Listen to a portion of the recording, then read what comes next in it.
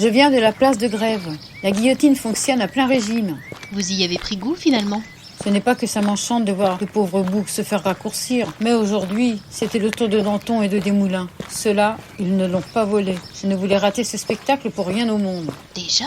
Ils n'ont pas perdu de temps. C'était affligeant, ce Danton, même face à la mort. Il beuglait encore comme un veau. Savez-vous ce qu'il a demandé au bourreau avant de mourir? Qu'il montre sa tête au peuple.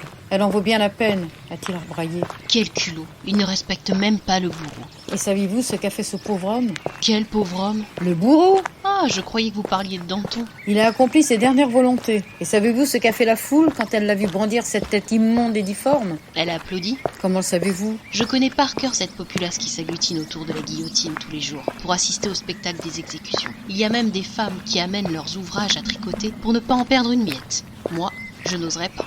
Oh, vous savez, ma chère, on s'habitue à tout. La première fois, cela m'avait fait beaucoup d'effet. Ah, les temps sont incertains pour qui ose défier le comité de salut public de Robespierre.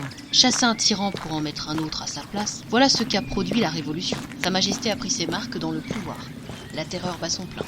Vous avez raison. Ils viennent d'arrêter les députés de la droite, accusés de vouloir établir une république bourgeoise. Ils ne respectent plus rien. La commune de Paris et les sections de quartier font la loi. Je ne sais pas où nous allons, ma chère, mais ça ne présage rien de bon. Ce sont les sans-culottes qui décident et Robespierre leur déroule le tapis rouge. Il a tort de leur faire confiance. Il le paiera un jour. Oui, il va là où le vent le porte. Ce n'est pas désintéressé. Avec Saint-Just, ils veulent imposer une dictature. Tout ce beau monde finira mal, vous verrez. Heureusement que l'Assemblée nationale, dans sa grande majorité, nous est encore favorable. Nous devrions suivre l'exemple de ces courageux députés de la plaine qui se battent pour préserver nos droits. Courber les chines et laisser passer l'orage. Pourtant, ils ont fort à faire avec ce Robespierre qui n'a que le salut public à la bouche. Le bien-être du peuple, le bien-être du peuple. Ce n'est pas le peuple qui va nourrir la nation. Il ne possède rien. Comment voulez-vous qu'il partage? Un quignon de pain, peut-être? Il faut rester prudent et ne pas trop le crier sur les toits en ces temps tourmentés. Tempérance et tolérance sont les maîtres mots de la survie. Résistance, ma chère. Résistance face à la tyrannie populaire. Telle est ma devise.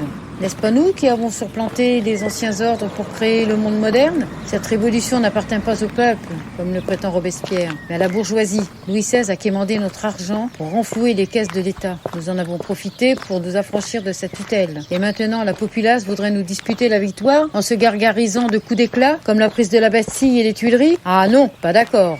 Nous avons enfanté la République. C'est nous, la République. Ils n'auront pas les lauriers de la gloire. Vous verrez que nous triompherons. L'argent triomphe toujours. Ne me criez pas trop fort, attention, on vient.